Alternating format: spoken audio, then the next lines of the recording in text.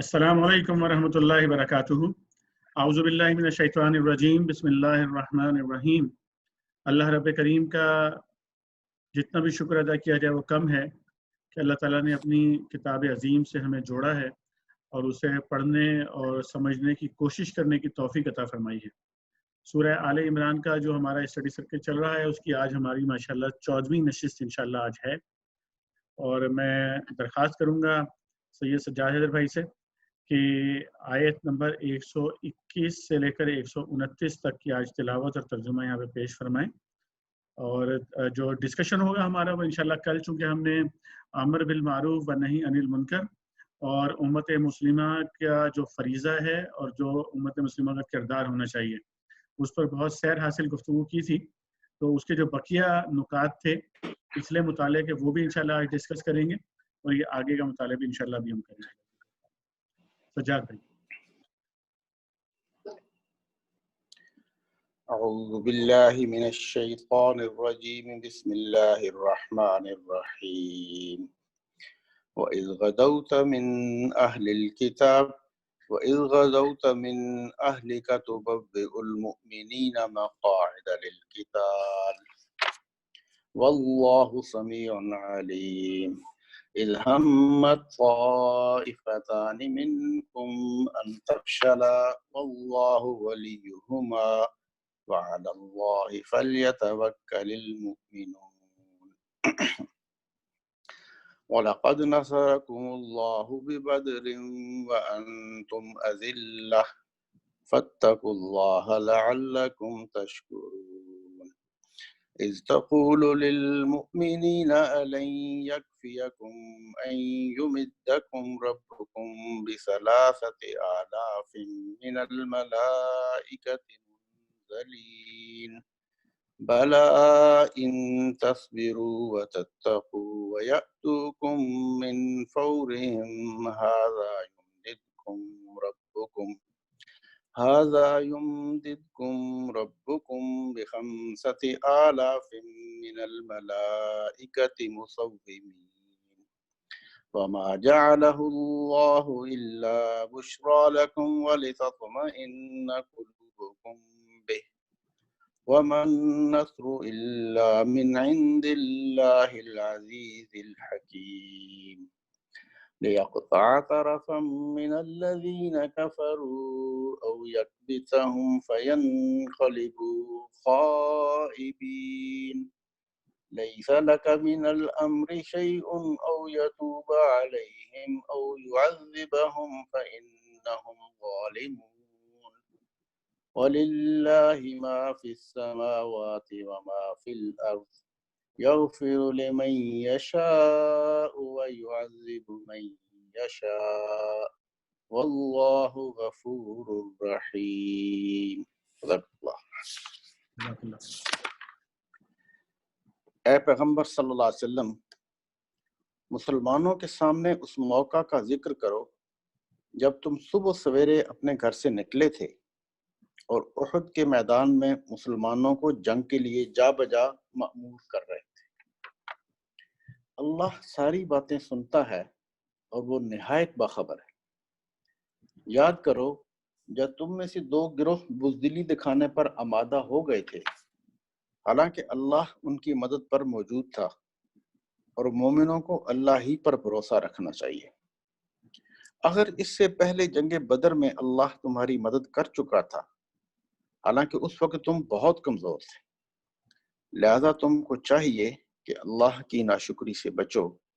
उम्मीद है कि अब तुम शुक्रगुजार बनोगे।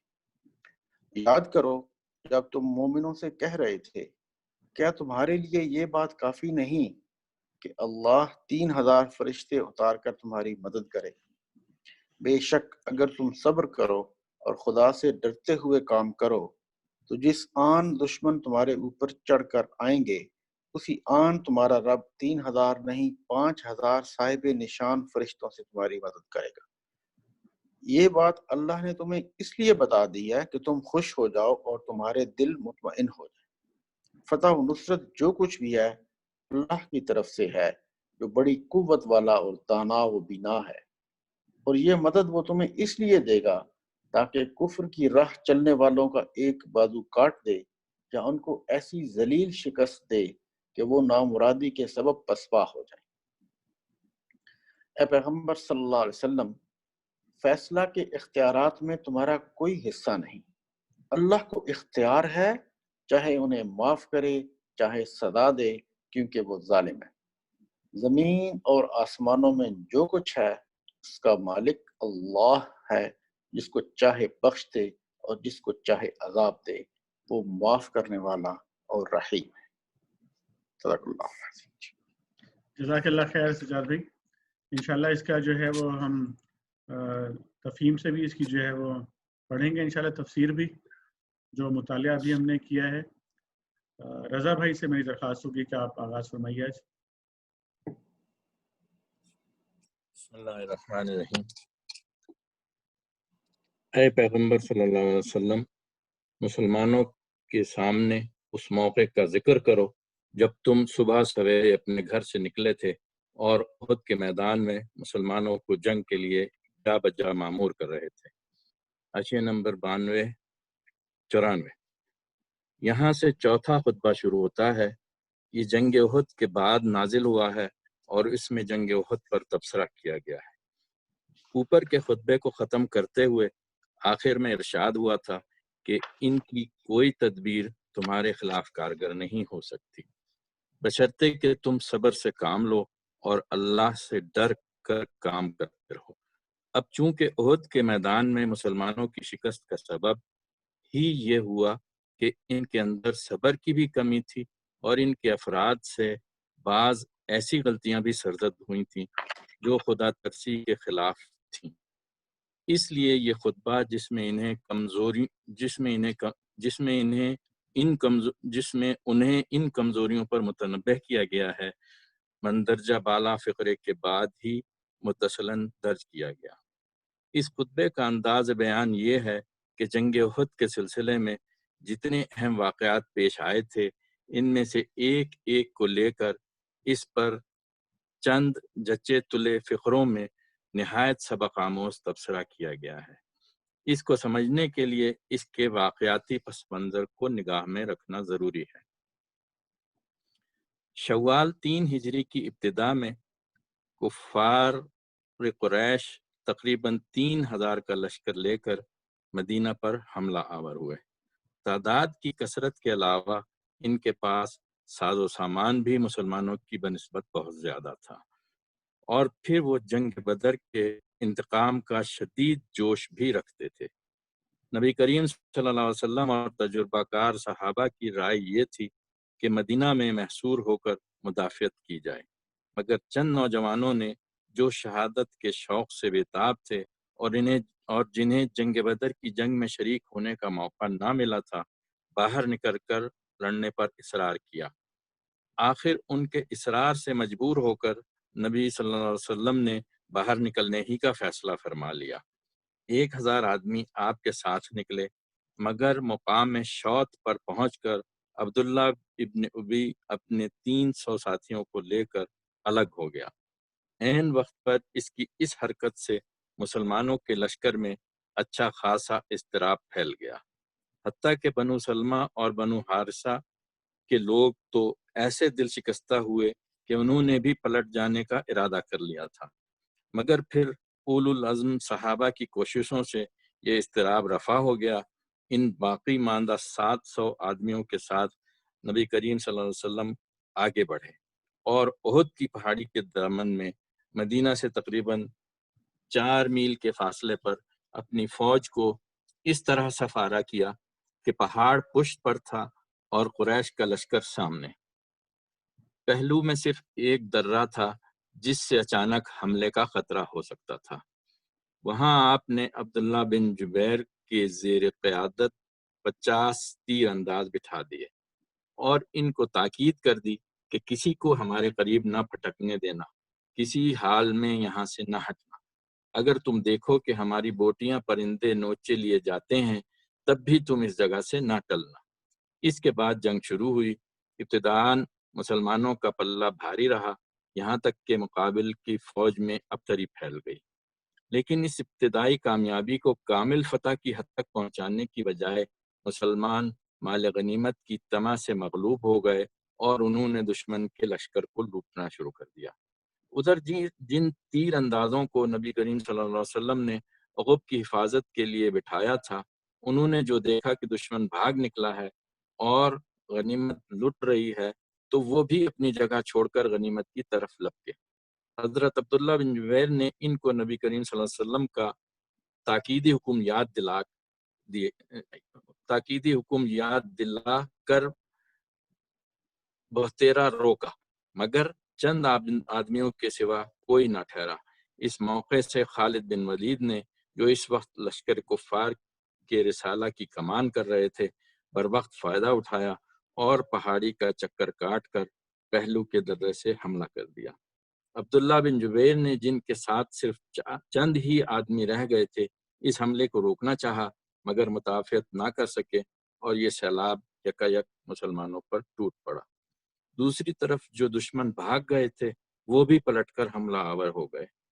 اس طرح لڑائی کا پانسا ایک دم پلٹ گیا اور مسلمان اس غیر متوقع صورتحال سے اس قدر سراسیمہ ہوئے کہ ان کا ایک بڑا حصہ پراگندہ ہو کر بھاگ نکلا، تاہم چند بہادر سپاہی ابھی تک میدان میں ڈٹے ہوئے تھے۔ اتنے میں کہیں سے یہ افواہ اڑ گئی کہ نبی کریم صلی اللہ علیہ وسلم شہید ہو گئے۔ اس خبر نے صحابہ کے رہے سہے ہوش بھی گم کر دیے اور باقی ماندہ لوگ بھی ہمت ہار کر بیٹھ گئے۔ اس وقت نبی کریم صلی اللہ علیہ وسلم کے گرد و پیش صرف 10-12 جان نثار رہ گئے تھے اور آپ صلی اللہ علیہ وسلم خود زخمی ہو چکے تھے۔ شکست کی تکمیل میں کوئی کسر باقی نہ رہی تھی، لیکن عین وقت پر صحابہ کو معلوم ہو گیا کہ حضرت صلی اللہ علیہ وسلم زندہ ہیں، چنانچہ وہ ہر طرف سے سمٹ کر پھر آپ کے گرد جمع ہو گئے اور آپ کو بسلامت پہاڑی کی طرف لے گئے۔ اس موقع پر یہ ایک معمہ ہے جو حل نہیں ہو سکا کہ وہ کیا چیز تھی جس نے کفار مکہ کو خود بخود واپس پھیر دیا۔ مسلمان اس قدر پراگندہ ہو چکے تھے کہ ان کا پھر مجتمع ہو کر باقاعدہ جنگ کرنا مشکل تھا۔ اگر کفار اپنی فتح کو کمال تک پہنچانے پر اصرار کرتے تو ان کی کامیابی بعید نہ تھی، مگر نامعلوم کس طرح وہ آپ میدان چھوڑ کر واپس چلے گئے۔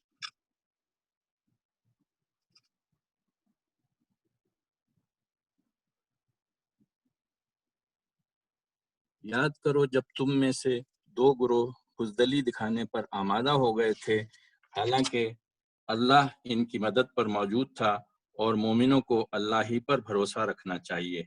آخر اس سے پہلے جنگ بدر میں اللہ تمہاری مدد کر چکا تھا، حالانکہ اس وقت تم بہت کمزور تھے، لہذا تم کو چاہیے کہ اللہ کی ناشکری سے بچو۔ امید ہے کہ اب تم شکر گزار بنو گے۔ حاشیہ نمبر 95۔ یہ اشارہ ہے بنو سلمہ اور بنو حارثہ کی طرف، جن کی ہمتیں عبداللہ بن ابی اور اس کے ساتھیوں کی واپسی کے بعد پست ہو گئی تھی۔ یاد کرو جب تم مومنوں سے کہہ رہے تھے، کیا تمہارے لیے یہ بات کافی نہیں کہ اللہ 3000 فرشتے اتار کر تمہاری مدد کرے؟ حاشیہ نمبر 96 ہے۔ مسلمانوں نے جب دیکھا کہ ایک طرف دشمن 3000 ہیں اور ہمارے 1000 میں سے بھی 300 الگ ہو گئے ہیں تو ان کے دل ٹوٹنے لگے۔ اس وقت نبی کریم صلی اللہ علیہ وسلم نے ان سے یہ الفاظ کہے تھے: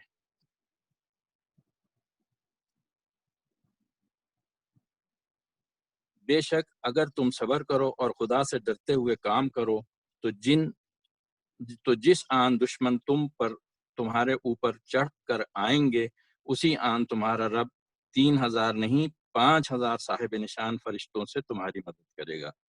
یہ بات اللہ نے تمہیں اس لیے بتا دی ہے کہ تم خوش ہو جاؤ اور تمہارے دل مطمئن ہو جائیں۔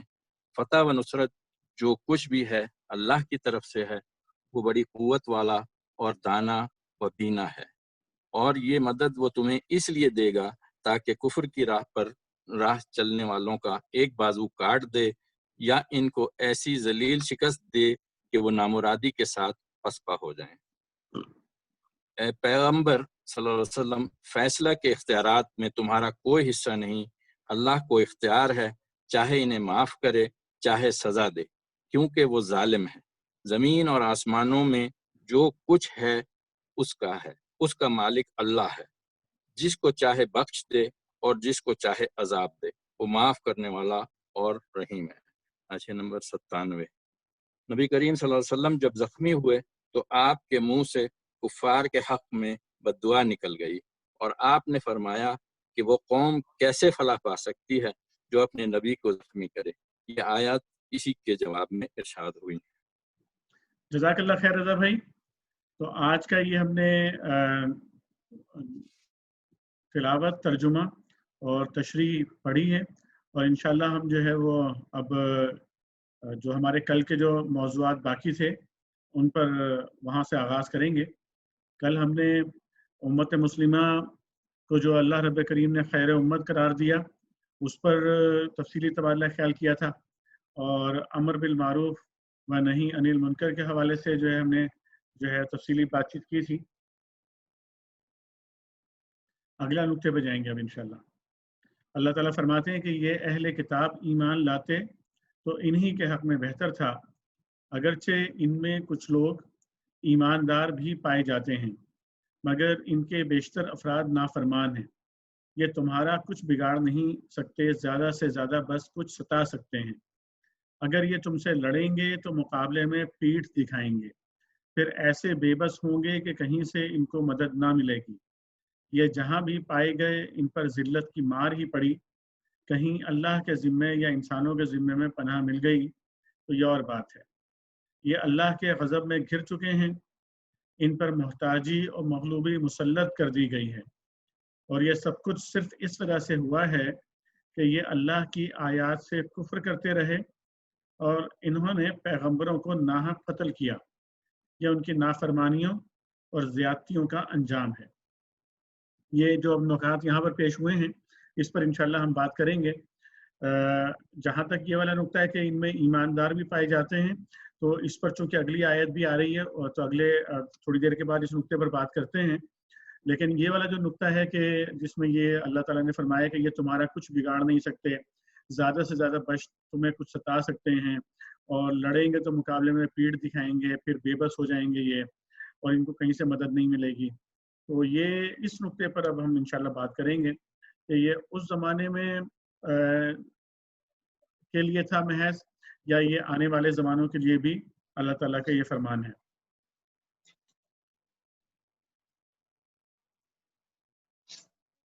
جی جناب، فورم اوپن ہے گفتگو کرنے کے لیے۔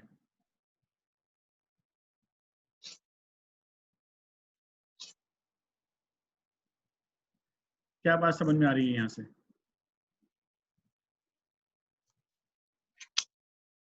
یہاں تو یہ کہا جا رہا ہے کہ وہ تمہارا کچھ بھی بگاڑ نہیں سکتے اور لڑیں گے تو مقابلے میں پیٹھ دکھائیں گے، لیکن عملاً تو ہمیں اگر آج کی دنیا کے حوالے سے دیکھیں تو ہمیں ایسی چیز نظر نہیں آ رہی ہے۔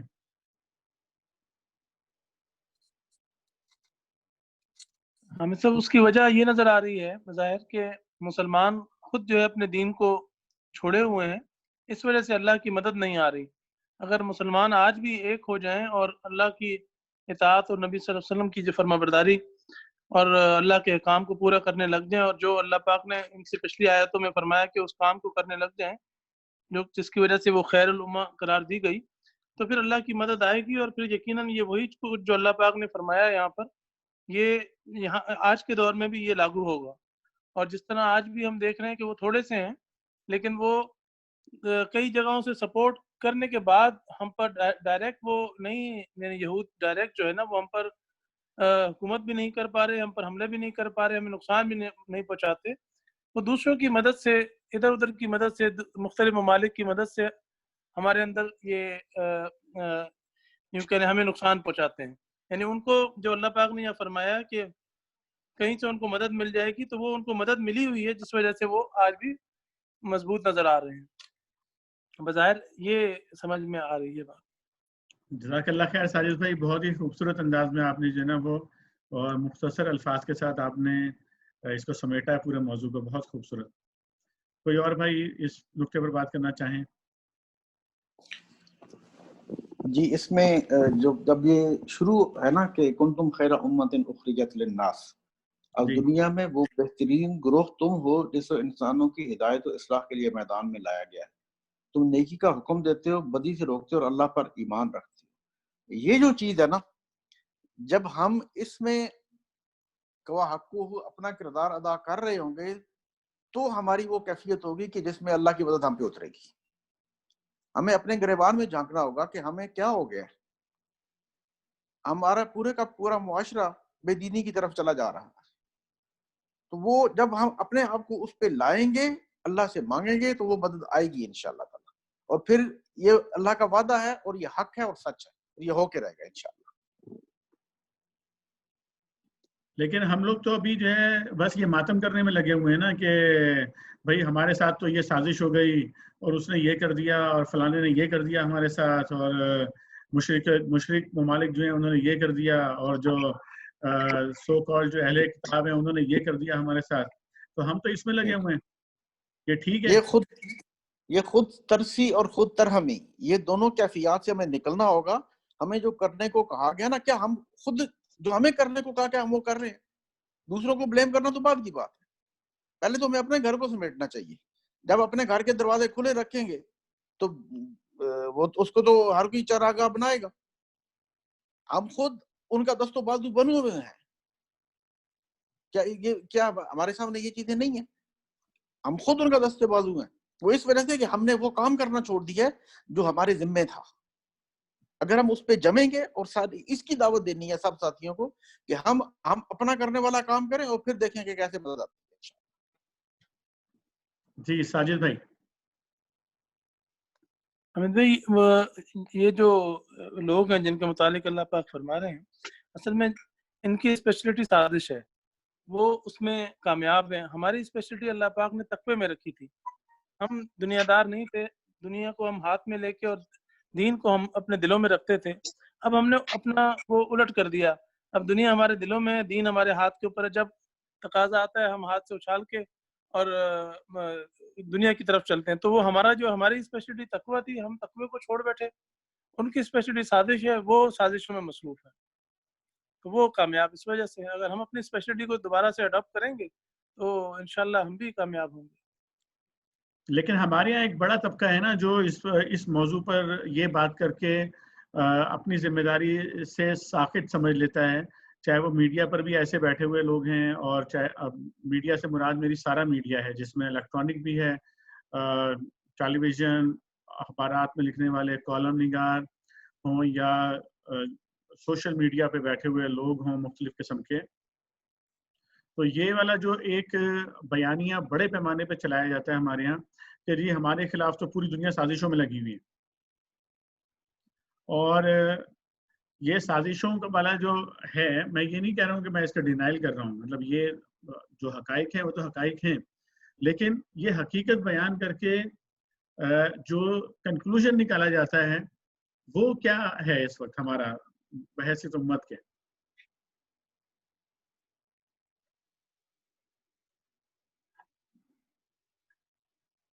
اس پر کوئی بھائی بات کریں گے؟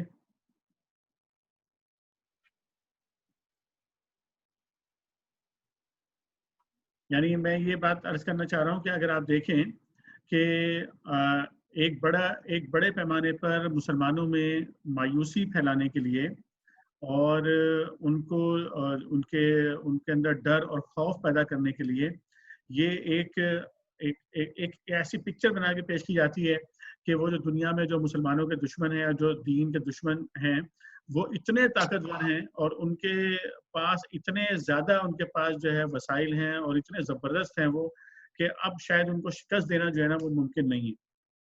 جی سید طارق بھائی. السلام علیکم. وعلیکم السلام. میں سجاد بھائی کی بات کو دوبارہ اس میں وہ ایڈ کروں گا. دیکھیں سازش تو ان کی یہود کی یہ اس وقت سے ہے جب نبی کریم صلی اللہ علیہ وسلم کے زمانے میں بھی وہ سازش کرتے تھے. لیکن مسئلہ یہ ہے کہ اس وقت کی امت مسلمہ اور آج کی امت مسلمہ میں فرق ہے. وہ جو ایمان کا جذبہ تھا نا وہ مسنگ ہے، وہ بڑا گیپ ہے. تو ہمیں اپنے آپ کو کلین کرنا ہوگا رادر دین ان پہ فوکس کرنے پہ. وہ سازش ہے ان کا جو ایکسپرٹیز ہے وہی ساجد بھائی والی بات، ان کی ایکسپرٹیز وہی ہیں. ہمیں اپنی ایکسپرٹیز پہ فوکس کر کے اس کو انہانس کرنا ہوگا. جزاک اللہ خیر. جی رضا بھائی. جی میں اس میں تھوڑا سا یہی ایڈ کروں گا سجاد بھائی کی بات میں کہ ایکچولی بات مطلب مسلمان جو ہیں وہ اپنی اعمال کو اور اپنے جو ان کی وہ ہیں اس کو نہیں دیکھتے ہیں. اور جیسے ابھی آپ نے کنکلوژن کی بات کی تو اس میں انفارچونیٹلی بعض دفعہ ایسا ہوتا ہے کہ وہ جذباتیت کی اس میں آ کر اور فوراً کہہ لیں مطلب جیسے اب یہ بات ہوئی نا کہ جو غیر مسلم طاقتیں ہیں وہ مسلمانوں کے خلاف لگی ہوئی ہیں اور یہ ہیں وہ ہیں، تو اس کو بعض لوگ مطلب مسلمانوں ہی میں سے ایسے ہیں جو اس کو مطلب یہ کہ لے کر اور پھر جذباتی انداز میں اس کو لے کر اور لڑنے مارنے اور اس پہ چلے جاتے ہیں. تو اس میں سے حکمت بیچ میں چلی جاتی ہے اور معاملہ تقریباً وہیں کا وہیں رہتا ہے یا بعض دفعہ ورس بھی ہو جاتا ہے. تو بات وہی ہے جو ابھی ہو رہی ہے کہ دیکھنا ہم کو یہ ہے کہ ہمارے کیا ہم کو کس طرح سے جو ہے وہ اس کو اپروچ کرنا ہے حکمت کے ساتھ، اس چیز کو سمجھتے ہوئے کہ ظاہر ہے جو نان مسلم قوتیں ہیں وہ ہمیشہ اگینسٹ ہی ہوں گی، سازشیں بھی کریں گی، تمام چیزیں کریں گی، لیکن اس کا ریئیکشن جو ہے وہ مسلمانوں کی طرف سے کیسا ہونا چاہیے اس چیز کے اوپر جو ہے وہ مطلب یہ کہ زور ہونا چاہیے. جذباتیت کی طرف نہیں جانا چاہیے، لیکن یہ کہ یہ میں سمجھتا ہوں میں نے دیکھا ہے کئی جگہ پر کہ ذرا کافی مشکل ہوتا ہے بعض یعنی اسپیشلی جو نوجوان نسل ہے ان کو اس سے روکنے کے لیے. بہت اہم نقطہ ہے یہ، بہت اہم نقطہ ہے بات کرنے کے لیے. جی کہ ہمارا ایک مجموعی رویہ جو ہے نا وہ ریئیکٹیو بن گیا ہے، مطلب ایک پورا قومی رویہ ریئیکٹیو بن گیا ہے. یہ ایک بڑا امپورٹنٹ نقطہ ہے ڈسکس کرنے کا، بات کرتے ہیں اس پہ انشاءاللہ. جی طارق سعید بھائی. جی السلام علیکم. وعلیکم السلام ورحمۃ اللہ وبرکاتہ. دیکھیں جب بھی آپ کا کسی سے بھی کوئی کمپٹیشن آتا ہے یا مقابلہ ہوتا ہے، حامد بھائی جی میں سن رہا ہوں، بات کیجیے. اچھا تو اس کا صحیح اس کی صلاحیتوں کا اندازہ لگانا انتہائی ضروری ہوتا ہے. اس کے کہاں وہ ان کی اسٹرینتھ ہے کن شعبوں میں، پھر آپ انالیسس کرتے ہیں، پھر آپ اسٹریٹجی بناتے ہیں، پھر آپ کا وہ ہوتا ہے جو بھی کمپٹیشن یا کمپٹیشن آپ کو اس کو کرنا ہوتا ہے. اب جنرلی دیکھیں تو بات تو وہی آ جاتی دوبارہ کہ ایک جو کردار ہے وہ بڑا پارٹ پلے کرتا ہے. اس میں کوئی شک نہیں کہ ان کی حکومتوں کی اگر آپ دیکھیں کہ عراق میں جو کیا اتنے لاکھوں مار کے پھر ایک سوری انہوں نے کر لی کہ سوری ہمارے پاس غلطی، اس کے باوجود بھی جو عام ایک انگریز ہوگا یا ایک ویسٹرن ہوگا، ایون ہمارے لوگ بھی جو وہاں چلے گئے وہ آپ کو جنرلی آنیسٹ ملیں گے، جنرلی وہ جھوٹ نہیں بولیں گے، ریاکاری نہیں ہوگی، فیور نہیں ہوگا، اپنے کام سے بڑی محنت کے ساتھ کام کریں گے، ڈیڈیکیشن سے کریں گے، بڑے اخلاق سے ملیں گے. مطلب یہ ان کی ایک اسٹرینتھ ہے جو کہ انفارچونیٹلی ہماری ہونی چاہیے اور بائی ڈیفالٹ ایز اے مسلم. اچھا اب یہاں پہ آ جاتا ہے رول ماں باپ کا بہت ہی بچپن میں اور پھر اسکول کا. ہمارے ہم جب بچپن میں تھے تو گھر سے ہی ایک ہمیں یہ ساری چیزیں جو ہے نا وہ ملنا شروع ہو جاتی تھیں اور پھر اسکول اس کو ری انفورس کرتا تھا.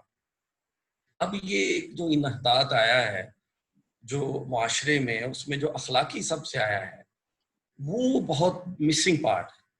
اس سے جو ہمارا ظاہر یہی پھر بچے جو ہیں بڑے ہوں گے، مختلف شعبے میں جائیں گے، جہاں بھی جائیں گے انہوں نے وہاں پہ وہ جو بھی ان کی تربیت ہوئی ہے انہوں نے اس کے حساب سے وہاں پہ معاملات کرنا، اور اس سے باپ کے سامنے ساری صورتحال اس وقت معاشرے کی کیا حال ہے. تو میرا خیال ہے کہ جو اسکول اور تربیت، اسکول سے بھی ذرا اور آگے چلے جائیں تو 2 کروڑ بچے بتا رہے تو اسکول ہی نہیں جاتے. تو پھر یہ ایک ماں باپ ہے، ایک معاشرہ ہے، آپ کی ایجوکیشن سسٹم ہے، یہ جب تک ہمارے صحیح نہیں ہوں گے تو یہ چیزیں، یہ جو کردار ہے ہمارا وہ نہیں پیدا ہوگا. مسلمان تو چلتا پھرتا وہ پریچر ہوتا، اس کا کردار صرف دیکھ لے دوسرا تو انڈونیشیا ملائیشیا میں آپ دیکھیں کہاں وہ کہہ رہے ہیں، وہ صرف تاجر جاتے تو ان کی ایمانداری سے وہ لوگ متاثر ہوتے. تو یہ ہم بالکل ان کو اگنور نہیں کر سکتے کہ یہ سازشیں ہیں یا پروپیگنڈا، اور یا انہوں نے میگنیفائی اپنے آپ کو کیا. وہ ٹھیک ہے ایک لحاظ سے انہوں نے کیا ہوا ہے، لیکن جب ہم عام آدمی کی بات کرتے ہیں جو ان کا معاشرہ ہے، وہ اس میں بے انتہا برائی ہیں جو ہمارے لحاظ سے شدید برائی ہیں. لیکن اگر آپ ان کو ایک طرف جنرلی جو ایک ویسٹرن ہے وہ بہت مطلب اس کا کردار جو ہے وہ آپ امپریس ہوں گے اس سے. جی جزاک اللہ خیر. تو یہ مختلف اینگل سے جو ہے ہمارے سامنے چیزیں آ رہی ہیں اس بات کو سمجھنے کے لیے.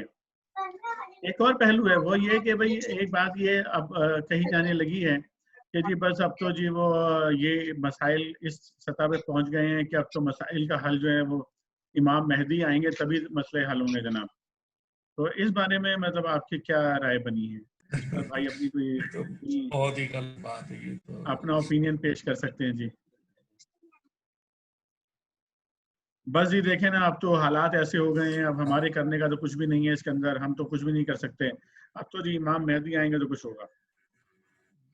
وہ علامہ اقبال رحمہ اللہ کا وہ شعر ہے نا کہ تھے وہ تمہارے آبا ہی مگر تم کیا ہو، ہاتھ پہ ہاتھ دھرے منتظر فردا ہو.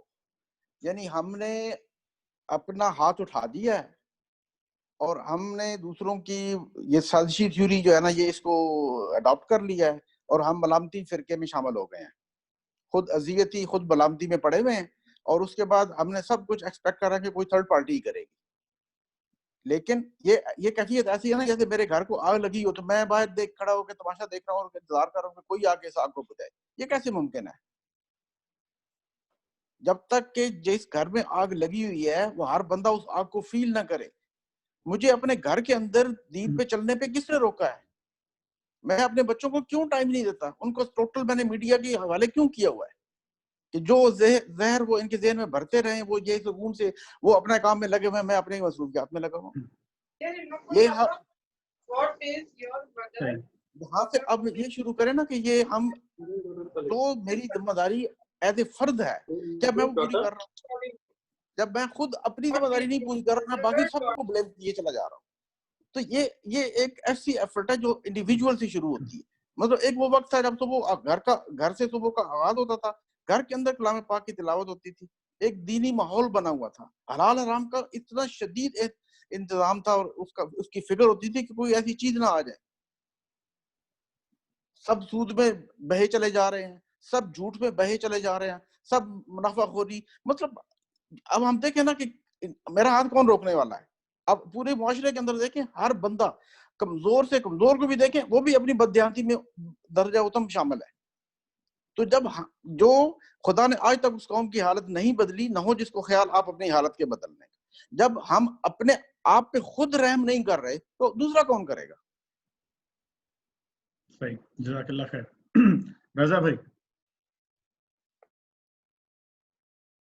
یہ اس ابھی آپ نے جو ذکر کیا امام مہدی علیہ السلام کے اس کے عقیدے کے حساب سے، تو وہ بات اپنی جگہ ٹھیک ہے، لیکن اصل میں بات پھر وہی ہے کہ دیکھنا تو یہ ہے کہ جب حساب کتاب ہوگا تو یہ نہیں پوچھا جائے گا کہ بھائی آپ نے مطلب یہ کیا امام مہدی کا آپ انتظار کرتے رہے، آپ نے کیا ایفرٹ کی. یہ جو ہے وہ مجھ سے پوچھا جائے گا میری کیا ایفرٹ تھی دین کو اسلام کو غالب کرنے کے لیے، جو کہ مسلمانوں کا ایز اے امت جو ہے وہ فرض ہے کہ پوری دنیا میں دین کو جو ہے وہ غالب کریں.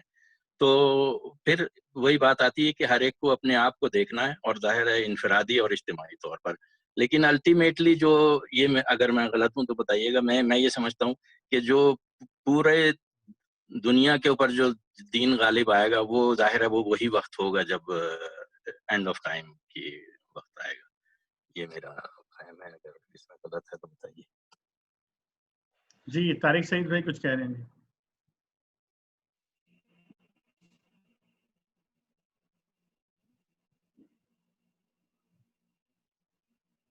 طارق بھائی آپ کا مائک بند ہے.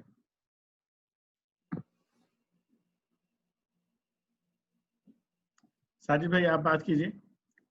طارق بھائی شاید آف لائن ہو گئے ہیں. جی ساجد بھائی آپ بات کیجیے. جی حامد بھائی بس میں مختصر سی یہ بات جو سمجھ میں آتی ہے تھوڑی سی کہ ہم یہ تو نہیں کہہ سکتے کہ ہم بری ذمہ اس سے یا ہم آزاد ہیں، ہماری کوئی ذمہ داری نہیں ہے.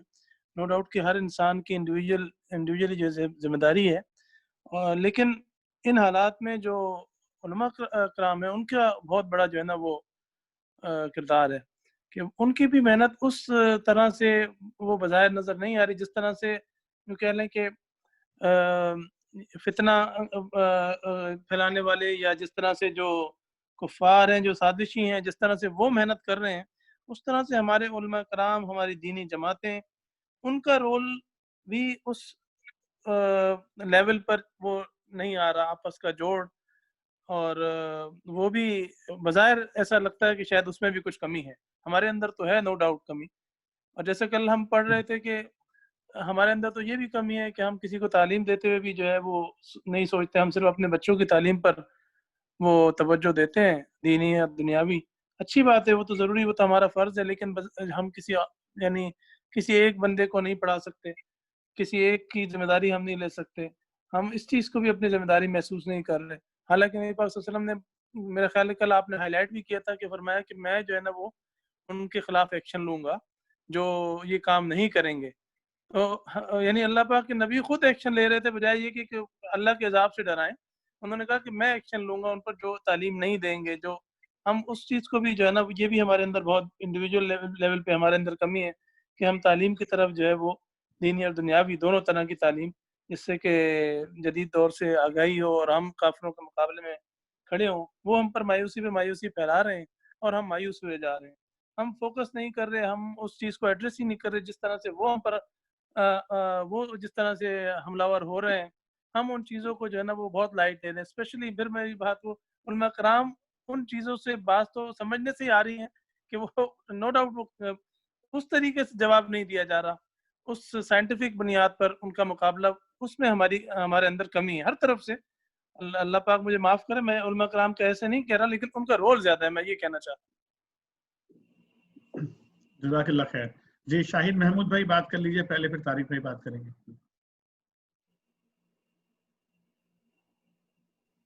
جی السلام علیکم ورحمۃ اللہ. وعلیکم السلام ورحمۃ اللہ وبرکاتہ. بات تو ماشاءاللہ کافی سامنے آ گئی ہے.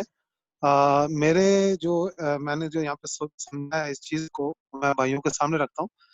یہ کتاب جو اس وقت آپ کے اور میرے ہاتھ میں ہے، میں سمجھ رہا ہوں کہ اس کا صحیح حق جو ہے وہ کافروں نے ادا کیا ہے، مسلمانوں نے نہیں. ابھی دیکھیں، ابھی بات ہو رہی تھی کہ امام مہدی کا انتظار کیا جا رہا ہے. ابھی ایک بھائی جو ہیں وہ کہہ رہے ہیں جی کہ علماء نے جو ہے اس میں جو ہے وہ اپنا حق جو ہے وہ صحیح طریقے سے ادا نہیں کیا. تو میرا خیال ہے کہ کافروں نے جو ہے وہ اس کتاب کو جو ہے نا وہ صحیح طریقے سے سمجھا ہے، مسلسل اس کے اوپر جو ہے نا ان کی جو ہے وہ اس کی جو ہے وہ کنسنٹریٹ رہی ہے، اور انہوں نے اس چیز کو جو ہے وہ صحیح طریقے جو حق ادا کرنا والا تھا نا، انہوں نے اس کو حق ادا کیا اور اس کو پوری چیزیں اس میں سے نکالی ہیں، لسٹ ڈاؤن کیا ہے. اور اس لسٹ ڈاؤن میں انہوں نے یہ چیزیں جو ہے وہ سامنے لے کر آئے ہیں کہ کس طرح جو ہے ان لوگوں کو، کہ ابھی یہ قرآن جو ہے وہ الحمدللہ آج ہماری 12ویں 13ویں جو ہے نشست چل رہی ہے سورہ ال عمران کے اوپر، تو ہر بات جو ہے وہ ہمارے سامنے جو ہے وہ کھل کر سامنے آ رہی ہے. اللہ تعالیٰ کا بڑا ایک احسان ہے، اس کا کرم ہے کہ ہر چیز جو ہے ہمارے سامنے جو ہے کھل کے سامنے آ رہی ہے. تو مسلسل ہم نے یہ بھی پڑھا ہے اس میں کہ یہ مسلسل جو ہے وہ تمہارے خلاف جو ہے پروپیگنڈا کریں گے، سازشیں کرتے رہیں گے. کہیں کسی نہ کسی طریقے سے تمہارا جو ایمان ہے یا جو تمہارا راستہ ہے، اس راستے سے تمہیں جو ہے ان لوگوں نے جو ہے وہ ڈائیورٹ کرنا ہے. اور اس کے اوپر آج دیکھنے آئے پورا میڈیا، ان کا پورا پیسہ، ہر طرح سے ان لوگوں نے جو ہے اس چیز کے اوپر جو ہے وہ لگے ہوئے ہیں.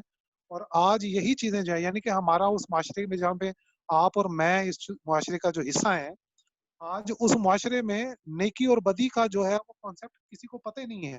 نیکی کیا ہے کسی کو پتہ نہیں.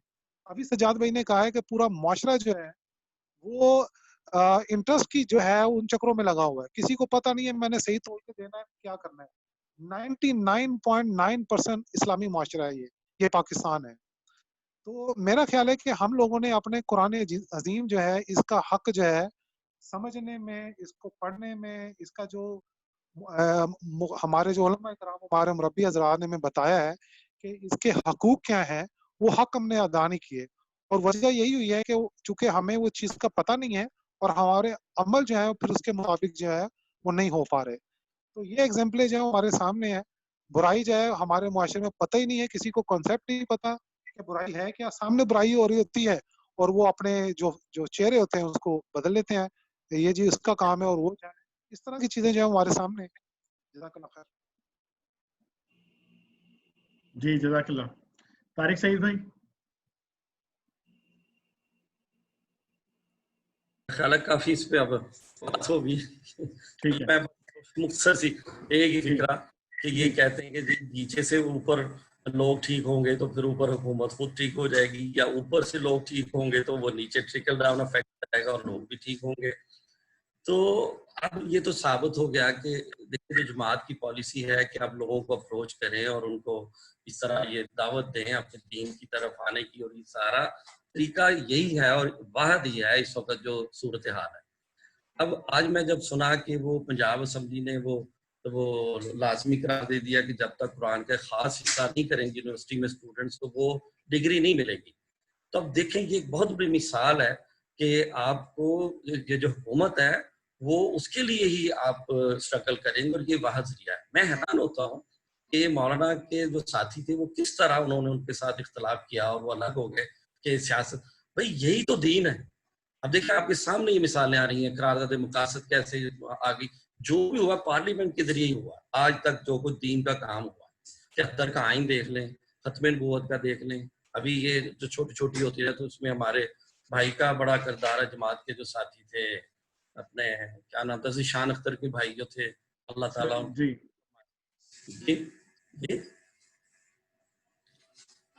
اختر, ڈاکٹر وسیم اختر, جی وسیم اختر.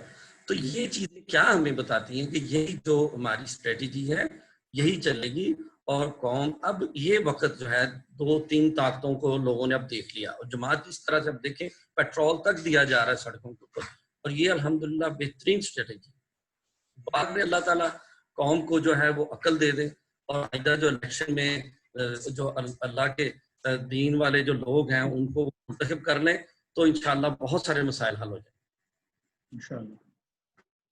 جی رضا بھائی کی بات لیتے ہیں اس موضوع پہ, پھر اس کو کنکلوڈ کریں گے انشاءاللہ. جی بس میں یہ چھوٹی سی بات کہنا چاہوں گا. ابھی ہم بات کر رہے ہیں کہ جو نان مسلم معاشرے ہیں ان میں بہت مطلب یہ کہ ان کو ان میں اچھائیاں ہیں. بہرحال ہیں وہ اچھائیاں, جو چیز ہے گراؤنڈ ریالٹیز سے جو ہے وہ نہیں منہ موڑا جا سکتا, لیکن ان کو اس طرح بھی پریزنٹ کرنا جو ہے وہ میں سمجھتا ہوں کوئی اتنا اچھا نہیں ہے, کیونکہ وہ بھی ایک پروپیگنڈے کا ہی حصہ ہے کہ مسلمانوں کو اتنا جو ہے وہ کیا کہتے ہیں بدزن اور وہ کر دیا جائے اپنے مذہب سے کہ وہ بس پھر یہی سمجھیں کہ جی معاشرہ تو پھر وہی ہے جہاں پہ یہ سب کچھ ہے. حالانکہ وہاں پہ بھی اسی طرح سے اگر اس کی ڈیٹیل آپ دیکھیں, تعریفیں ہیں اپنی جگہ پہ ہیں کہ وہ ہے, لیکن یہ کہ سود کی لعنت بھی وہیں پہ چل رہی ہے, بے حیائی بھی وہیں پہ چل رہی ہے, اور اسی طرح کی دیگر بے تحاشا چیزیں ہیں جن کو آپ مطلب اگر چاہیں تو وہ دیکھ سکتے ہیں. تو اس لیے ان کے معاشرے کو اس طرح پریزنٹ کرنا کہ وہ کوئی بہت مطلب یہ کہ اچھا معاشرہ ہے, یہ میں ایک سمجھتا ہوں کہ چیز صحیح ہے. جزاک اللہ خیر. آپ نے بڑا اچھا پوائنٹ ریز کیا ہے, اور یہ ہونا چاہیے تھا پوائنٹ ریز, تاکہ اس کے جو دیگر جو اس کے پہلو ہیں اس بات کے وہ کھل کر سامنے آئیں. ہمارے یہاں جو ہے نا یہ والا پروپیگنڈا بڑے پیمانے پہ جو لبرلز ہیں وہ یہ کرتے ہیں پروپیگنڈا. اچھا اس میں جو ہے نا انہوں نے اس کو قرآن کو اختیار نہیں کیا ہے. یہ ٹھیک ہے کہ وہ اصول انہوں نے اختیار کیے ہیں, اور ان کے اصول اور ضوابط بنانے والوں نے وہ اصول اور ضوابط کا استنباط جو ہے وہ پوری دنیا کے علوم سے کیا ہے انہوں نے.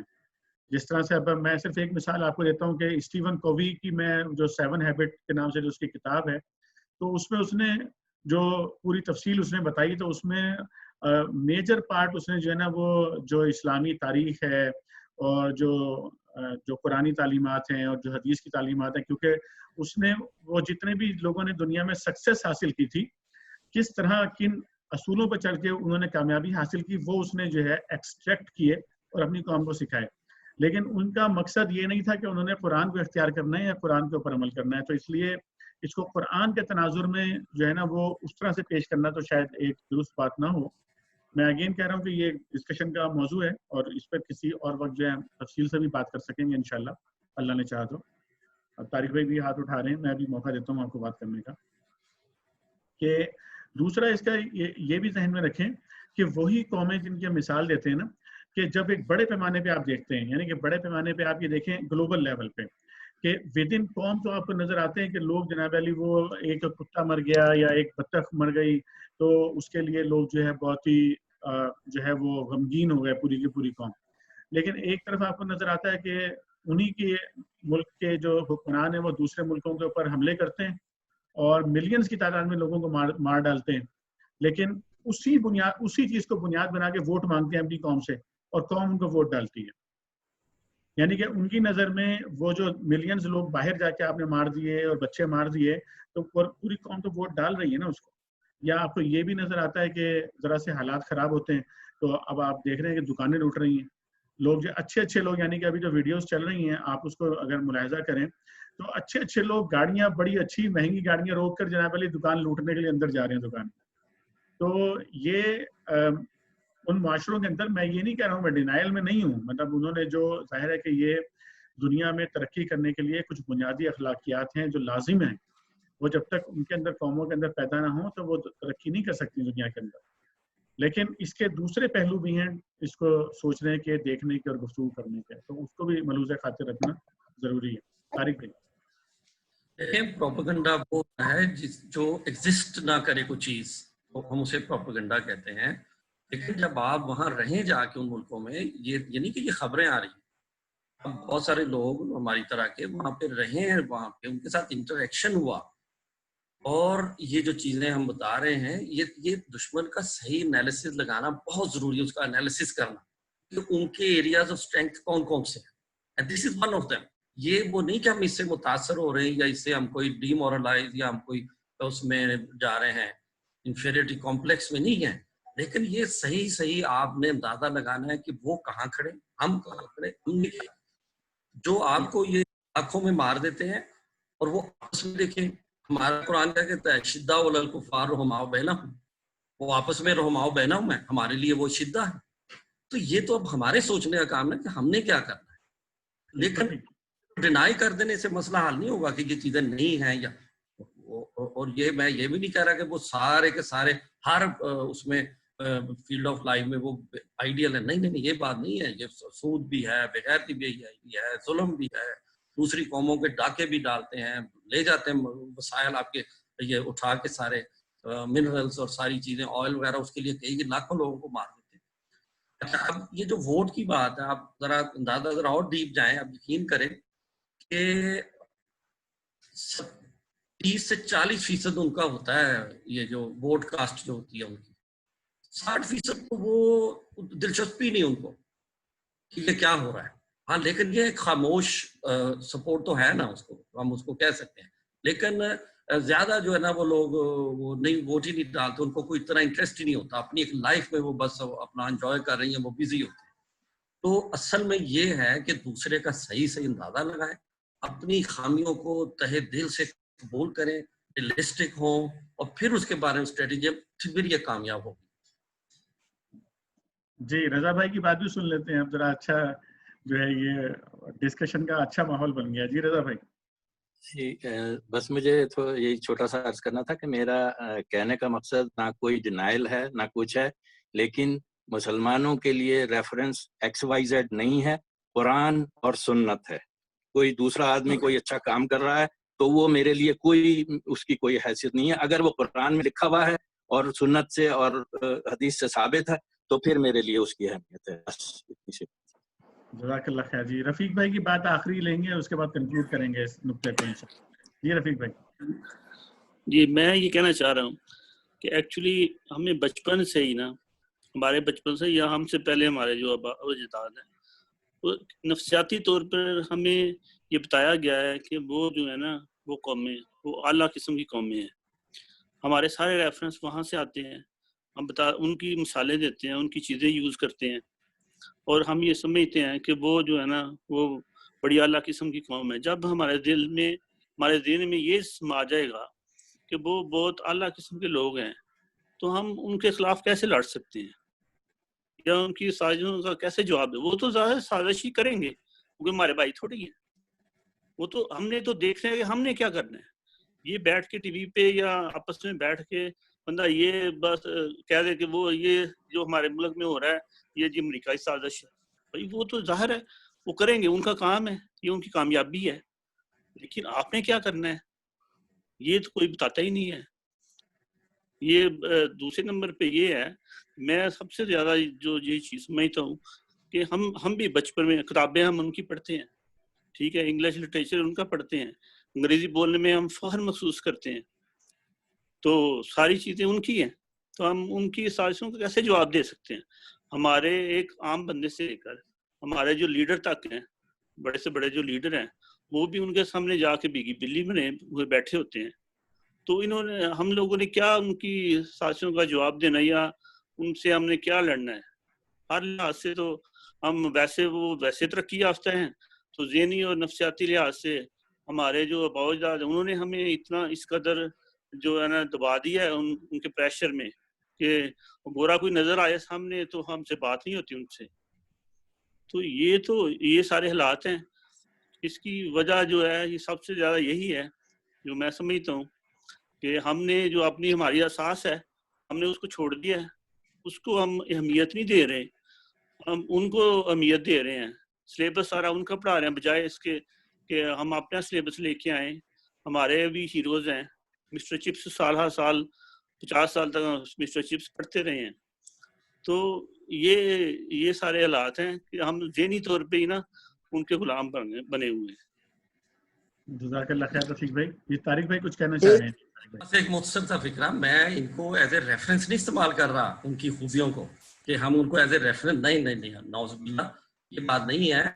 جیسے آپ دیکھیں جب دو ملکوں کی لڑائی ہوتی ہے، انڈیا پاکستان جب بھی ہو جاتا ہے تو فوراً آپ کے وہ آنے شروع ہو جاتے ہیں سروس کہ ان کے پاس اتنی توپیں ہیں، اتنے ٹینک ہیں، ان کی اتنی فوج ہے، اتنی فوج اس پہ ہے، ادھر ہے، وہ انالیسز آنے شروع ہو جاتے ہیں، میڈیا سارا بھر جاتا ہے جب کوئی اس طرح کا ماحول پیدا ہوتا ہے۔ تو یہ نبی کریم صلی اللہ علیہ وسلم بھی پہلے ان کی جا کے یہ بھیجتے تھے لوگوں کو کہ جا کے ان کا معلومات لے کے کہ ان کے پاس کون کون سی ان کے پاس چیزیں ہیں، کیا کیا لے کے آ رہے ہیں۔ یہ بڑا امپورٹنٹ ہوتا ہے کسی بھی محاذ کے اوپر، اگر جب آپ نے لڑنا ہوتا ہے تو دشمن کی پوری تفصیلات آپ کے پاس ہونی چاہیے۔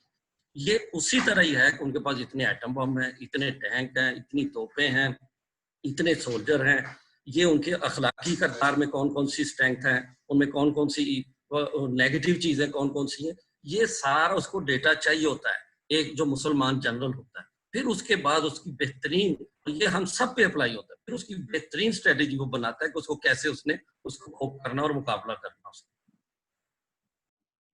جزاک اللہ خیر جناب، اس موضوع پر بہت ہی سیر حاصل گفتگو ہوئی ہے ماشاءاللہ، اور اس کے تمام پہلو تو اگر نہ بھی کہیں تو بیشتر پہلوؤں کا جو ہے وہ احاطہ یہاں پر ہوا ہے، اور ہمارے سامنے یہ بات کھل کر سامنے آئی ہے کہ بحیثیت امت مسلمہ ہمارا کردار نہ تو ریئیکٹیو ہونا چاہیے، نہ ہمارا کردار جو ہے وہ یہ ہونا چاہیے کہ ہم مایوسیوں کے اندھیرے میں چلے جائیں، بلکہ ہمارا کردار پرو ایکٹیو ہونا چاہیے ان آیات کی روشنی میں جو کہ کل پڑھی ہم نے اور جو آج پڑھی ہیں۔ یعنی ہمیں فکر جس بات کی کرنی چاہیے وہ یہ تو ظاہر ہے جائزہ لینا چاہیے، جس طرح طارق بھائی نے ابھی بات کی ہے کہ جب اسٹریٹجیز آپ بناتے ہیں تو اس کے بغیر آپ نہیں بنا سکتے کہ آپ کا دشمن کیا کر رہا ہے، کیا سوچ رہا ہے، اس کی اسٹرینتھس کیا ہیں، وہ کس طریقے سے جو ہے وہ طاقت کو جمع کرتا ہے آپ کے خلاف استعمال کرنے کے لیے۔ یہ ساری معلومات لینا، ان کے تجزیے کرنا، ان کو سمجھنا یہ بہت ضروری ہوتا ہے۔ لیکن جو ہمارا اصل جو فوکس ہونا چاہیے وہ فوکس یہ ہونا چاہیے کہ ہمیں جو اللہ رب کریم نے جو کردار ہمیں دیا ہے، جو رول اللہ تعالیٰ نے ہمیں دیا ہے، امت وسط اللہ تعالیٰ نے ہمیں قرار دیا ہے، خیر امت اللہ تعالیٰ نے ہمیں قرار دیا ہے، یعنی کہ ہمیں اپنے آپ کو خیر امت بنانا ہے۔ ہمیں خیر امت کا مطلب یہ ہے کہ ہمیں پوری دنیا کے سامنے اپنے آپ کو ریاکاری کے طور پہ نہیں، اصلاً ایسے پریزنٹ کرنا ہے کہ ہم ہی اصل میں انسانیت کے خیر خواہ ہیں۔ ہم صرف انسانیت کے نہیں بلکہ ہم ہر جاندار کے اور اس پوری کائنات کے خیر خواہ ہیں۔ ہم جانوروں کے بھی خیر خواہ ہیں، ہم پودوں کے بھی خیر خواہ ہیں، ہم انوائرمنٹ کے بھی خیر خواہ ہم ہی ہیں، اور انسانوں کے صرف مادی طور پہ خیر خواہ نہیں ہیں بلکہ انسانوں کے روحانی طور پر بھی خیر خواہ ہم ہیں۔ یعنی ان کو سکون دینا، ان کو سچائی کی طرف لانا، ان کو ایمانداری کی طرف لے کر آنا، ان کے سوسائٹیز کے اندر، معاشروں کے اندر امن، چین اور خوشحالی پیدا کرنا، اور بھوک کو ختم کرنا، افلاس کو ختم کرنا، بیماری کو ختم کرنا، इन सारे कामों का अगर कोई असल जिम्मेदार है इस पूरी दुनिया के अंदर तो वो उम्मत मुस्लिमा है, और उम्मत मुस्लिमा जब तक अपने इस किरदार को पूरी तरह इख्तियार नहीं करती और इसके मुताबिक एक्ट नहीं करती, उस वक्त तक कामयाबी नहीं मिलेगी। ये जो आयात जो अभी हमारे सामने आई हैं, जिस तरह आज पूरा जो डिस्कशन हुआ, मैं सिर्फ उसको समेट रहा हूँ, आपके डिस्कशन को उसमें सारे पहलू आ गए हैं, इसमें कोई किसी का डिनाइल नहीं है, सारे भाइयों ने बिल्कुल ठीक बात की है, क्योंकि हर किसी ने एक दूसरे एंगल से बात की है, तो इसलिए कि इसमें कोई ऐसी बात नहीं है कि जिसका कोई डिनाइल हम कर रहे हों, बल्कि ये है कि जब वो कैफियत हम इख्तियार कर लेंगे तो फिर जो इन आयात में हमें बताया गया है कि अगर वो तुमसे लड़ेंगे तो पीठ फेर कर भागेंगे, फिर जो है वो तुम्हारा कुछ बिगाड़ नहीं सकेंगे, तो ये सिर्फ उस सूरत के अंदर होगा जब हम अपनी उस किरदार को पहचान लेंगे, उसके मुताबिक आगे चलेंगे इंशाल्लाह। आज जो गुफ्तगू हमारी हुई है इस पर इंशाल्लाह फिर किसी वक्त निकाल कर जो मौलाना का एक किताबचा है तहरीक इस्लामी की अखलाकी बुनियादें, तो उस पर इंशाल्लाह किसी वक्त बात करेंगे। तो उसमें जो दुनिया में कामयाबी हासिल करने के लिए जो कैरेक्टर दरकार होता है उस पर डिटेल डिस्कशन है, वो किसी वक्त इंशाल्लाह वक्त निकालेंगे, उस पर बात करेंगे। अच्छा, इसमें जो दूसरा नुक्ता था हमारे समझने का वो ये कि ये वाली जो यहाँ पर बात हुई कि इन पर जिल्लत की मार ही पड़ी, कहीं अल्लाह के ज़िम्मे या इंसानों के ज़िम्मे में पनाह मिल गई तो और बात है। इस पर भी बात आ चुकी है, क्लियर हो चुका है ये कि अगर ये जहाँ पर यहूद का तस्करा आ रहा है तो यहूद बजाते खुद अपने कदमों पे खड़े होकर जो है ये काम नहीं कर सकते, वो अपने साजिशी तरीक़ाकार को इख्तियार करते हैं और दुनिया में लोगों को जो है वो और कौमों को, पूरी मुल्कों को, पूरी क़ुव्वतों को फिर वो इस्तेमाल करने की कोशिश करते हैं। ये एक पहलू सामने आया है हमारे, जो कि अगेन जो तारिक भाई ने स्ट्रेटजी वाली बात की थी, तो जो स्ट्रेटजी मेकर्स हैं उनको इस तरह तवज्जो रखनी चाहिए। साजिद भाई ने बहुत ही अहम नुक्ता उठाया था और वो नुक्ता ये था कि जो हमारे लीडर्स हैं, यानी कि लीडर्स से मुराद है चाहे वो दीनी लीडर्स हों या हमारे पॉलिटिकल लीडर्स हों, दीनी लीडर्स में उलमाए कराम हमारे आ जाते हैं, मजहबी जमातों के जिम्मेदारान आ जाते हैं इसके अंदर, मजहबी सियासी जमातों के जिम्मेदारान इसके अंदर आ जाते हैं, मुआशरे में और जो इन्फ्लुएंस रखने वाले लोग हैं वो सारे इसमें शामिल हो जाते हैं, असातिज़ा इसके अंदर जो है वो शामिल हो जाते हैं। तो इनको जो किरदार अदा करना चाहिए वो अपना किरदार उस तरीके से अदा नहीं कर रहे हैं। बिल्कुल ये बात जो है कहने में कोई बात नहीं होना चाहिए। देखें, जो हक बात है वो हक है, वो कहने में किसी किस्म की शर्मिंदगी महसूस करने की ज़रूरत नहीं होती। ये बात हक बात है कि मुसलमानों के अंदर, मुसलमानों की वो लीडरशिप से कभी ये जहन में नहीं आना चाहिए कि जब हम लीडरशिप कहते हैं तो उसका मतलब महज हुकूमतों के जिम्मेदारान होते हैं। लीडरशिप का मतलब होता है जितने भी मकातिब फ़िक्र हैं उनके जिम्मेदारान, चाहे वो असातिज़ा हों, आला सतह के लोग हों, कारोबार करने वाले लोग हों, उलमाए कराम हों, कानूनदान हों, सहाफ़ी हों, जो लोग भी हों, ये इनमें जो लोग जिन लोगों के हाथों में बागडोर होती है वो लीडर्स कहलाते हैं हर तबका फ़िक्र के। तो जितने भी मकातिब फ़िक्र हैं मुसलमानों के, जितने भी जो मुसलमानों के शोबाजात हैं, तो उनके जो जिम्मेदारान हैं उनको जो अपना किरदार अदा करना चाहिए उसमें बहुत कमी है, अभी बहुत कमी है। लेकिन ये उनकी कमी जो है इसका एक्सक्यूज़ नहीं बन सकती कि जो मुझे काम करना चाहिए मैं कहूँ कि चूंकि वो अपनी जिम्मेदारी अदा नहीं कर रहा है तो मैं इसलिए जो है ना, मतलब मेरे पास एक्सक्यूज़ हो। नहीं, वो जो उनके लेवल के करने के काम है उसमें वो कोताही दिखा रहे हैं, लेकिन जो मेरे लेवल के करने का काम है, मेरा लेवल ये है कि भाई मेरा जितना स्कोप है, जैसे अभी आपने बात की स्कोप की, तालीम की बात की, पड़ोस की बात की, मोहल्ले की बात की, खानदान की बात की, तो मेरा स्कोप है ना, इस स्कोप में तो मैं काम कर सकता हूँ। तो और इस स्कोप में तारिक भाई ने बड़ी चशमकुशा बात की कि 2 करोड़ बच्चे पाकिस्तान में ऐसे जो स्कूल ही नहीं जाते, उनकी अखलाकी तरबियत कौन करेगा।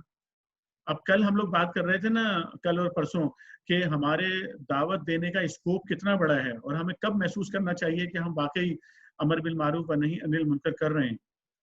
तो ये स्कोप खुल के सामने आ रहा है ना, हमारे करोड़ों अफराद पे मुश्तमिल स्कोप है ये जो अभी हमारे सामने है, और हमें हर पहलू से सोचना पड़ेगा। यानी कि एक पहलू इसका यह है कि मैं इनफरादी तौर पे क्या कर रहा हूँ, दूसरा पहलू ये है कि मैं किसी ऐसी इज्तिमाइयत में शामिल हो गया हूँ जो इसके लिए काम कर रही है, तो मैं उस इज्तिमाइयत को बढ़ाने के लिए क्या कर रहा हूँ।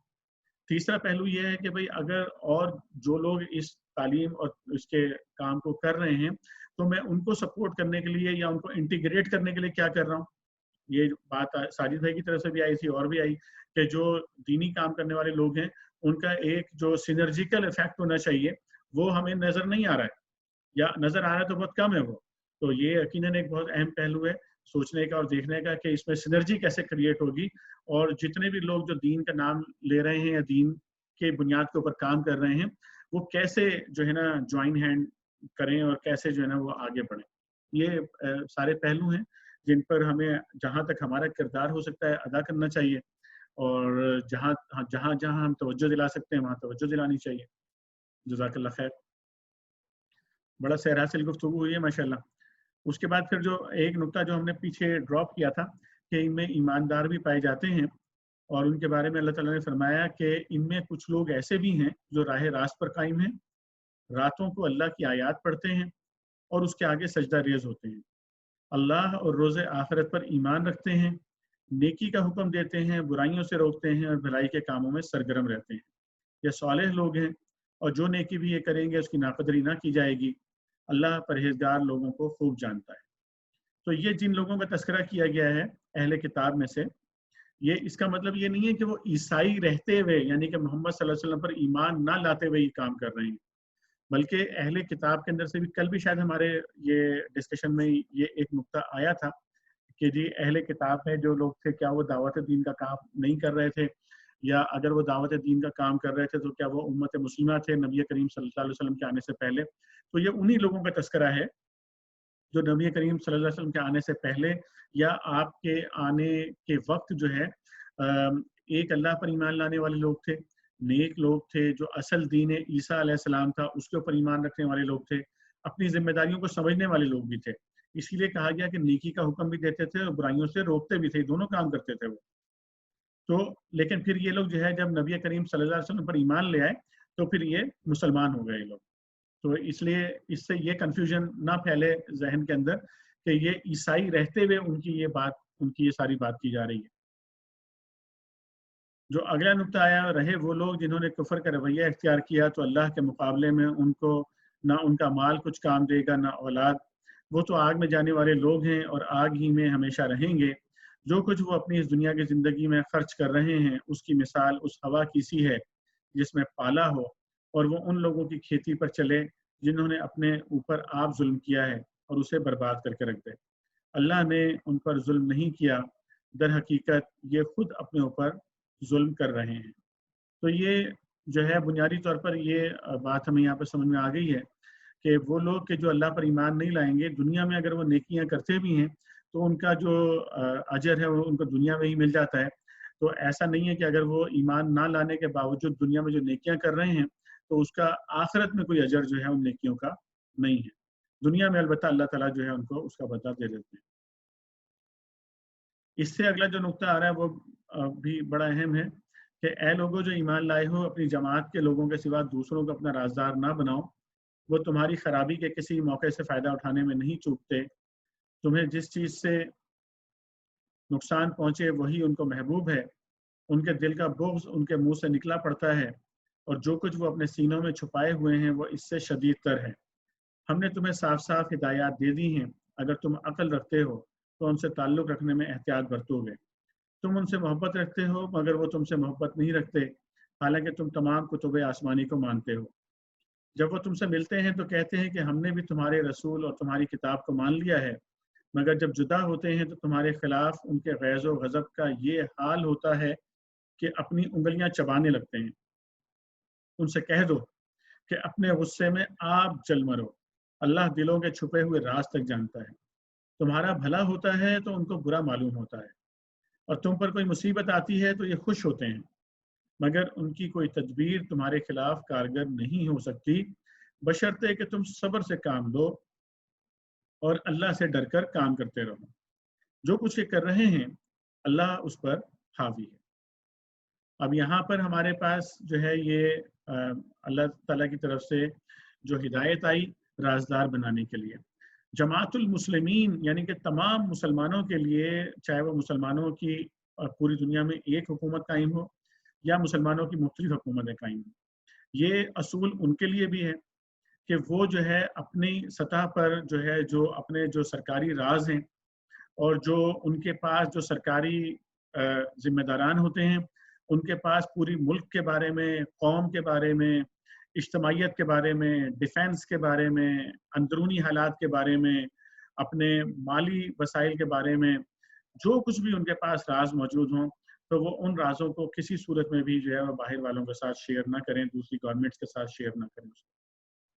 اسی طرح سماجی سطح کے اوپر بھی یہ بات سمجھنی چاہیے کہ جو سماجی معاملات ہیں اس میں بھی جو آپ کے پاس راز کی چیزیں ہوں سماج کے، تو وہ بھی شیئر کرنا جو ہے دوسروں کے ساتھ.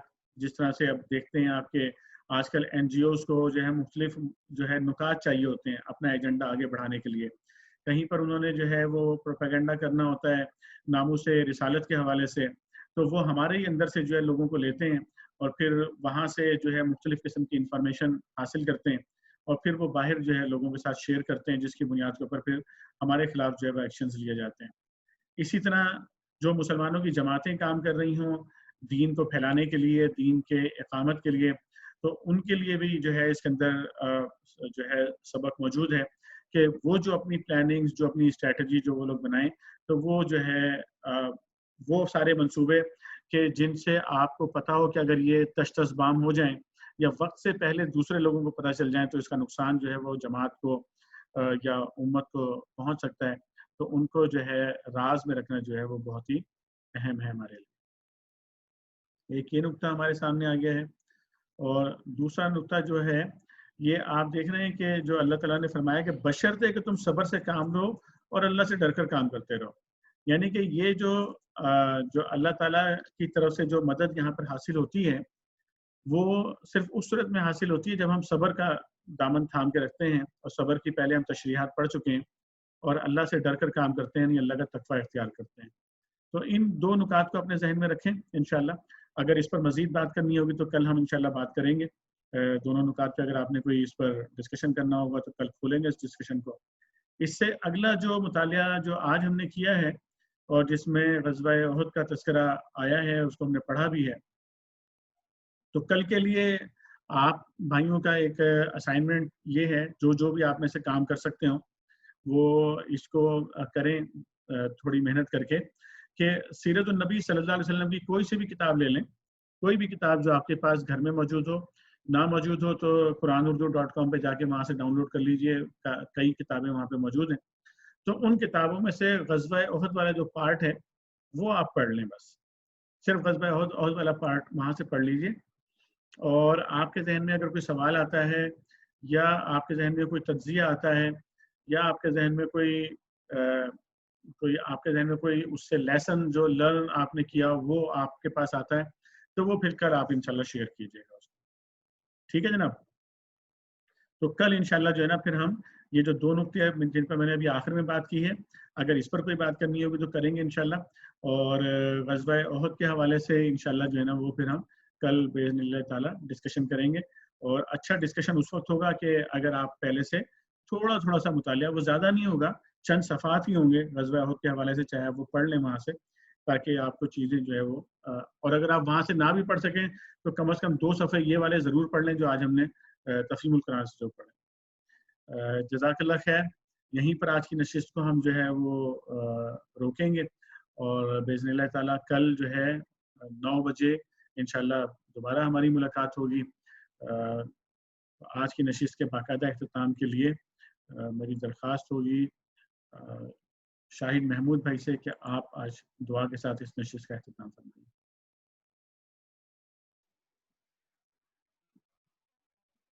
بسم اللہ الرحمن الرحیم. الحمدللہ رب العالمین الرحمن الرحیم مالک یوم الدین ایاک نعبد و ایاک نستعین اہدنا الصراط المستقیم صراط الذین انعمت علیہم غیر المغضوب علیہم ولا الضالین آمین. اللہم صلی علی محمد وعلی آل محمد کما صلیت علی ابراہیم وعلی آل ابراہیم انک حمید مجید. اللہم بارک علی محمد وعلی آل محمد کما بارکت علی ابراہیم وعلی آل ابراہیم انک حمید مجید. رب اجعلنی مقیم الصلاۃ ومن ذریتی ربنا وتقبل دعاء ربنا اغفر لي ولوالدي وللمؤمنين يوم يقوم الحساب آمين ربنا آتنا في الدنيا حسنة وفي الآخرة حسنة وقنا عذاب النار آمين وقنا عذاب القبر وقنا عذاب الحشر وقنا عذاب الميزان آمين یا رب العالمین جو کچھ پڑھا سنا یا رب العالمین اس پر عمل کرنے کی توفیق عطا فرما آمین یا رب العالمین اپنا رحم و کرم فرما یا اللہ جو بیمار ہیں انہیں شفاء کاملہ عطا فرما آمین یا رب العالمین جن کے والدین زندہ ہے رب العالمین ان کو ان کی عزت کرنے کی توفیق عطا فرما آمین یا رب اعلیٰ جن کے والدین اس دنیا جہاں سے فانی سے رخصت ہو گئے یا رب العالمین ان کی بخشش عطا فرما آمین رب ارحمهما كما ربياني صغيرا صلی آمین اللہ علیہ رسولہ خیر خلقہ سیدنا محمد اجمعین برحمتک یا ارحم الراحمین آمین یا رب العالمین. جزاک اللہ خیر شاہد بھائی.